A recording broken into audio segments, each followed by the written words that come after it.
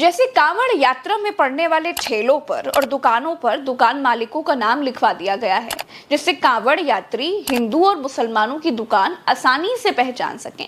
बिल्कुल वैसे ही अब नेताओं के माथे पर भी उनके कुकर्मों की लिस्ट छपवा देनी चाहिए, जिससे वो कितने कुकर्मी हैं इसका अंदाजा आसानी से लगाया जा सके। स्लॉटर हाउसों के बाहर ना उनके मालिकों के नाम लिखवा देने चाहिए, जिससे राष्ट्रवाद के पीछे कसाईयत का अंदाजा लोगों को आसानी से मिलता रहे। भाई, जब ठेले पर धर्म की पहचान अनिवार्य है, तो फिर वैसे ही राजनीति में झूठे मक्कारों और धोखेबाजों की पहचान अनिवार्य होनी ही चाहिए। पश्चिम उत्तर प्रदेश में कांवड़ यात्रा की राह में दुकानों के बाहर दुकानदारों के नाम लिखवा दिए गए हैं। क्यों? जिससे कांवड़ यात्री हिंदुओं और मुसलमानों की दुकानों की पहचान आसानी से कर सकें। अब तक तो ये देश गंगा जमुनी तहजीब का देश था, लेकिन अब मोदी और योगी का देश है, जो भगवान भोलेनाथ सावन के महीने में दुनिया को बचाने के लिए विष खुद पी गए थे। क्या उनके भक्त मुसलमानों की दुकान से फल तक नहीं खरीद सकते, चाय तक नहीं पी सकते, पानी तक नहीं पी सकते? भारत में बीजेपी का हिंदू खतरे में है और उसे खतरे से निकालने के लिए बीजेपी अपने स्तर पर फर्जी रेस्क्यू ऑपरेशन चलाती रहती है। अब हिंदुओं को मुसलमानों के ठेले से कांवड़ यात्रियों को बचाने का ऑपरेशन चला रही है। मुसलमानों की दुकान से फल, फ्रूट, चाट, पकौड़ी, कचौड़ी, नाश्ता खाने से हिंदू कैसे खतरे में पड़ सकता है? भाई, धर्म की क्या हानि हो सकती है? इसके बारे में अभी तक कोई पंडित किसी पोथी में लिख तो नहीं पाया है। ये इतना लेटेस्ट है दोस्तों कि गूगल भी इसका जवाब नहीं दे पा रहा है। अगर बीजेपी सरकार की मंशा सावन में कांवड़ यात्रियों को मांसाहार से बचाने की थी, तो होटलों पर बड़ा बड़ा राशिद, हारून, हसन, नसीम, राहुल, मुन्ना, कल्लू लिखवाने की जगह पर वेज। ये वीडियो देखा आप लोगों ने, और मुझे तो लगता है आप लोगों में से ना 100% लोगों ने तो यही सोच लिया कि बीजेपी मुस्लिमों के खिलाफ है और बीजेपी ये गलत काम कर रहा है। क्योंकि ये वीडियो ही इस तरह दिखाया गया है कि आप लोगों का ब्रेन में ना एक जहर डाल दिया गया है। इसमें आप लोगों ने ध्यान से अगर वीडियो देखा होगा ना, इसमें ये नहीं दिखाया गया कि ये रास्ता बीजेपी सरकार ने, बीजेपी सरकार हाँ, लेकिन इसमें नरेंद्र मोदी इन्वॉल्व नहीं है, जो कि इसमें सिर्फ यूपी का सरकार इन्वॉल्व है। और ये आइडिया नरेंद्र मोदी जी ने नहीं दिया है कि नाम आ रहा है पूरा बीजेपी सरकार का। देख लीजिए दोस्तों, आप लोगों का ब्रेन वॉश करने के लिए किस तरह हर रास्ता अपनाया जाता है। और यही ब्रेन वॉश ना हमारे हिंदू में बहुत लोगों के साथ हो चुका है।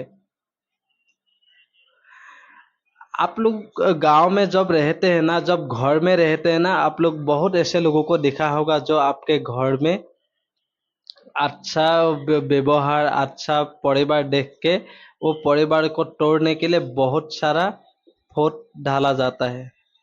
और वही काम आज हिंदू समाज के बीच में ये लोग कर रहा है। ये लोग को तो पाल के रखा है कांग्रेस ने कि तुम हमेशा पब्लिकों के बीच में ये भड़काओ, हाँ, हमेशा भड़काने का ये न्यूज़ चलाओ, और ये लोग यही चला रहा है।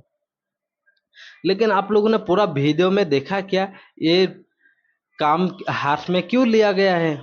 कुछ भी काम अगर शुरुआत होता है करने के लिए, सरकार अगर कुछ सोचता है ना, उसके पीछे कोई ना कोई एक वजह होता है, एक रीजन होता है।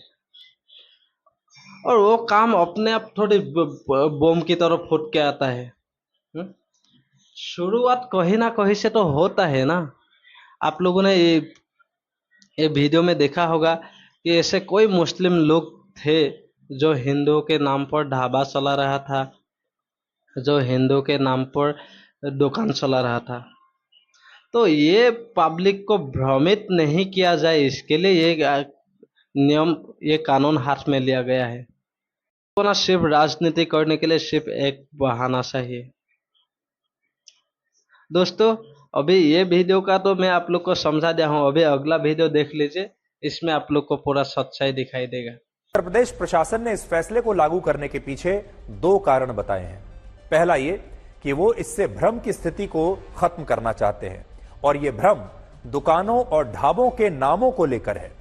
मुजफ्फरनगर और उसके आसपास के जिलों में बहुत सारे ऐसे ढाबे हैं, होटल्स हैं, खाने पीने की दुकानें हैं जिनके नामों से ऐसा लगता है कि इनका संचालन करने वाले लोग हिंदू हैं। लेकिन जब जनता को यह पता चलता है कि इन ढाबों के मालिक किसी विशेष धर्म से हैं और वो हिंदू नहीं है, तो इससे कांवड़ यात्रा पर जाने वाले लोगों और ढाबे के मालिकों के बीच झगड़े होते हैं। और इसी भ्रम को खत्म करने के लिए प्रशासन ने यह फैसला लागू किया है।